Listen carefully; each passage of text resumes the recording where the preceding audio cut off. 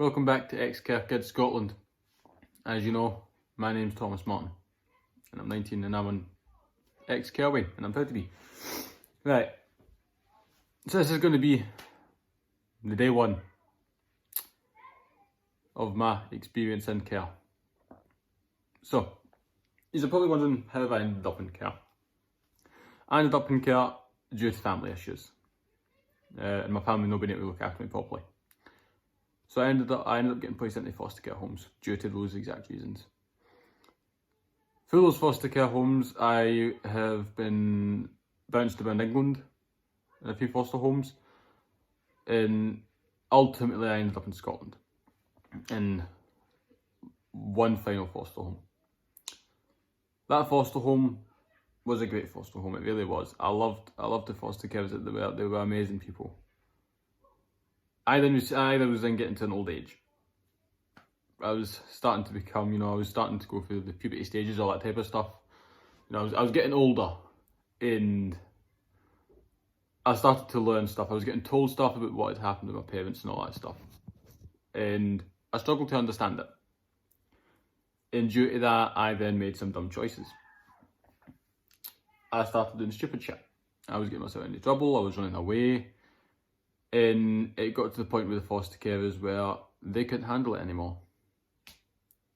And I got placed into my first unit, which was in Irvine, in a place called the Meadows. And I was taken there by two very nice police officers. The coppers were amazing, they really were. Like, I've not had a good history with the coppers, but these two were really good. These two were fucking really nice. In the Meadows, it was a strange experience first walking in. I didn't know what was going on. I'm sitting there kind of basically shitting myself, nearly pissing myself. I'm wondering, where the fuck am I? I was kind of used to being moved about, so I wasn't scared about the moving part. I was scared of the new environment. I've never been to a place like this before. And I remember going in and I got taken to the office and I was sitting there with my school bag and I wasn't talking to anyone. I wasn't up for fucking talking to anyone. And I can't remember the staff member's name. I think it was Emma, her name was. I can't actually remember. I'm pretty sure, no, it wasn't Emma, it was the manager. The manager was in that day, or deputy manager, whatever you want to call them as. Units have deputies and managers. So the manager's the main one, the deputy is the one that's basically the backup, but if the manager's not there. And I got taken to my first room, which was a wee temp room, because I was taken in, I think it was a Wednesday I was taken in. I don't exactly know the exact date, I was kind of taking a guess with that date. And I got put into this wee room. It was a long room, very, very long, with a bed. So when you walked through the door, it was just a bed. And then you had a TV, and then a chest of drawers. And that was quite literally it. I had a big fuck off window. And that's my first night there. And I remember going into the room and absolutely shitting myself. I was like, this is, where am I at the moment? And so eventually, after a tiny bit, once the staff had left the room, the police had left the room, all that good stuff, I kind of started to get my bearings of where I was and tried to kind of figure out what was happening and why. I remember sitting on the bed with my bag and I was emptying out my bag and it didn't have a lot in it. It quite literally had fuck all in it in the bag. I was like, why have I even got this? I've got fuck all in it.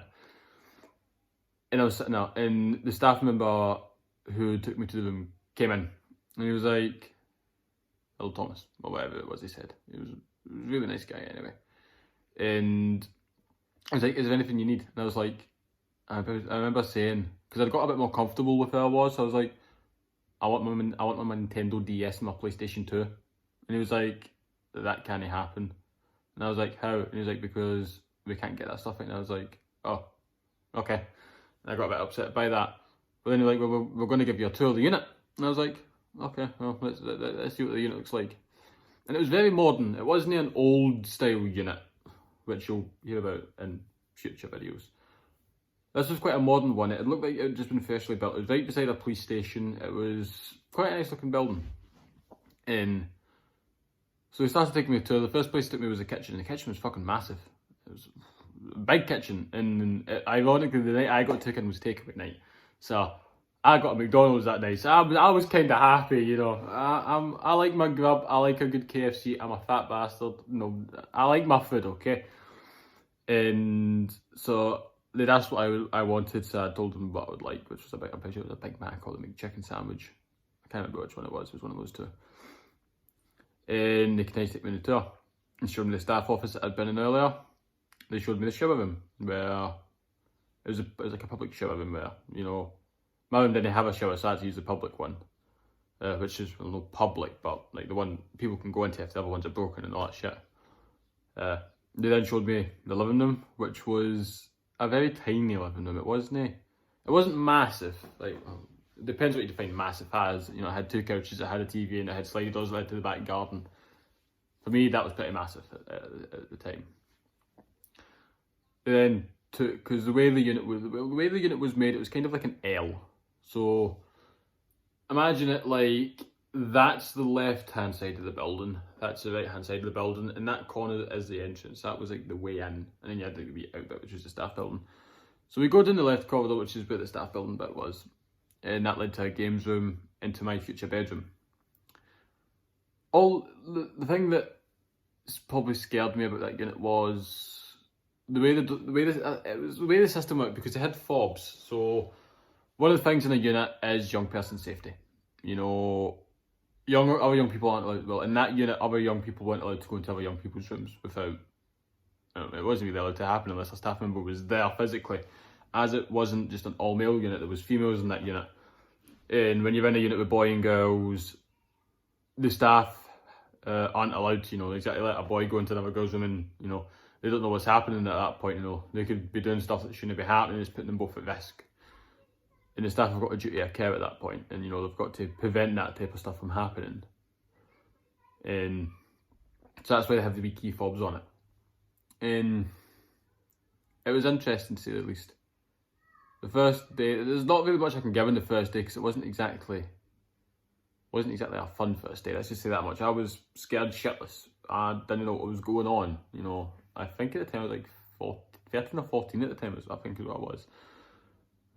And I didn't know what the fuck was going on. I was pooping myself in my boxers, just to put it nicely. And that was basically the first night. I remember going to bed that night and I could not sleep in the slightest. I just could not sleep. I was still shocked that this was happening. I was like, wait, am I meant to be here? Like, why can't I not be at this foster home? Why am I not there? Why am I in this new creepy looking place that's got pure mad, heavy mad key fobs and people telling me, you know, all this different stuff. I couldn't compute it that well. So I was having a really rough night's sleep. Eventually I did fall asleep and I woke up the next morning. And the next morning I was woken up by staff saying, oh, you've got to go to school today. And I was like, I'm not going to school. You know, I didn't want to go to school. I was still trying to figure out why the fuck I was here. I was like, no, I'm not going to school. And they're like, well, you've got 5 minutes to get ready and dressed and out to the car. And I was like, I'm not going to school. Fuck you. I'm not going. 5 minutes pass. The staff come in. I'm just standing there. Just in my jammies that I had that they gave me the night before. And they were like, are you going to come out or are we going to have to drag you out to the car? And I'm like, you're no fucking dragging me. And I'm no fucking going. And they're like, okay. They left the room. So at that point I kind of started beginning to get dressed into my clothes. I managed to get my jeans on and a top on, so I was pretty comfortable at that point. The staff then came in, and this was my first ever experience of what a safe hold is. And to give some insight into what a safe hold is from a young person's experience and from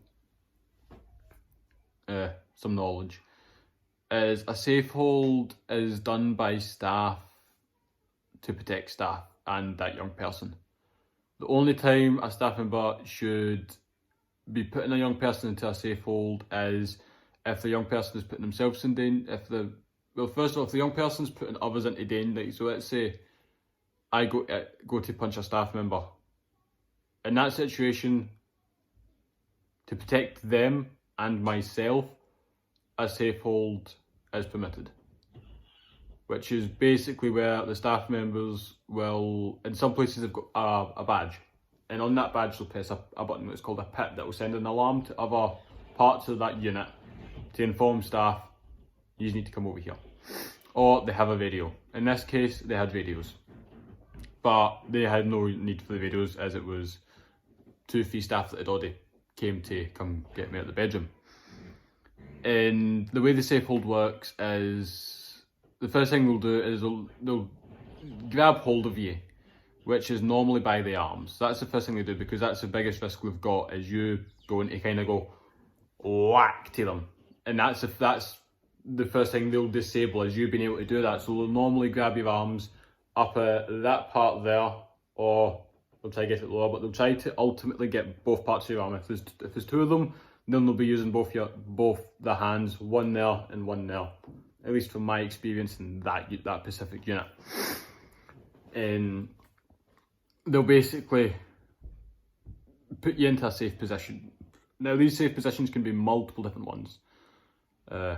Some I've been in multiple safe holds, or restraints as they're called, or TCI hold, and is one of the names that it's given. It's given lots of names, but I just call them a safe hold because that's what it's for. It's to safely put you into a position where they can hold you safely and stop you harming yourself or others or yourself, whichever way you want to look at it.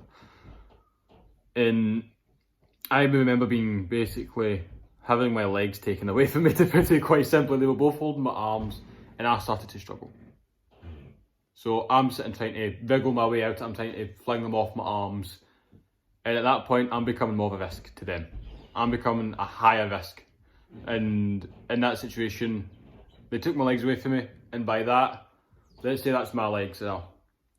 That's their legs. They go like that. In that Pacific unit, they put their leg in front of yours, and then they would push you forward, which would of course cause you to lose balance, especially when you were at my age. I was a tiny kid. I was only 13. I had no strength on me, so I had no chance of stopping that. And that's what they did. But it's not. In some units, staff can be a bit heavy-handed. In this unit, for this first one, these 2 staff members were not heavy-handed. They took my legs away from me, but slowly put me to the ground. Not too slow, but slow enough where I'm not going to, smack my head off the ground. And when I was put onto the ground, my arms were basically put out to, I was made to look like a fucking airplane, and they were basically standing, they were holding onto my arms, so I was holding onto my legs. Because I was a small kid, so they didn't exactly have to have multiple staff doing it. So, one of the staff members held both my arms like an airplane. Quite literally was like a fucking airplane. I might as well have just went zoom zoom and fucking tried to fly away. And then the other staff member held my legs to stop me being able to kick the other staff member in the back or try to injure them with my legs. And that was my first ever experience with a safe hold. And I have been in many, which you'll find out in future videos. I'm not going to make the videos too long. I'm going to try to keep them short. But I've been in a lot, and I have seen multiple restraints by multiple different staff members. And I can cold-heartedly say this now, from witnessing restraints and physically being in them, there is staff that follow the rules, and there is staff that do not follow the rules of a restraint. And I can cold-heartedly say that. I'm never going to name the staff. I'm never going to do that. They're just going to be called staff. But there is certain staff members who will be heavy-handed with you, and there is certain ones that won't be heavy-handed with you. It's just kind of the luck of your card at the end of the day. If a staff member doesn't like you, if you've been a dick to them that day, then they try to use that as kind of a way to get back to you. But anyway, that was my first 2 days in my first unit, and I'm going to leave that bit there. Now, I apologise if it was a bit over the place, because this is my first one of it. I'm just trying to get a feel for how I want to word it and all that, so I do apologise if it was a bit over the place for this one. But anyway, those were my first 2 days, my first ever unit. And I hope that can give you some insight to what it was like for me for my first ever unit. And the experience that I received, which was ultimately the first day being taken in. The staff were nice as anything, they were welcoming, but I was just scared shitless, That's the biggest thing I can give to anyone who goes into a unit at that age, is you shit yourself. It's a scary feeling. But the staff do their best to welcome you in, to calm you down, because they understand that you're scared, you know, everyone gets scared, so they know how to calm you down with that. So it was quite an interesting unit. I mean, there's a lot to come out of that unit, trust me, there's a lot I can say about that unit, and I will be saying about that unit. As that was one of the units that sadly had physical abuse brought into it, which is quite upsetting in a sense. But that's the first video of my experience. As you know, I'm Thomas Martin, the creator of Ex-Care Kids Scotland. I hope you enjoyed watching this video. I apologise for how long it's been. I've been down and on. I know you're probably sitting there like, can you just shut up now? We kind of get the gist. But anyway, I hope you enjoyed the video. If you did, please leave a like on it, subscribe, and please, if you know anyone who's in care or who's been through care, share the channel to them and, you know, be there for them, help them through the unit, you know, watch my videos and get a gist from at least from my experience, to be able to try and help those people you know who are in care or who have been through in care. You know, it's a struggling time. But I hope you enjoyed the video, and you'll be updated tomorrow in the next video. I hope you all have an amazing night and an amazing day, or wherever you are. This is Thomas Martin, Day 1, signing off.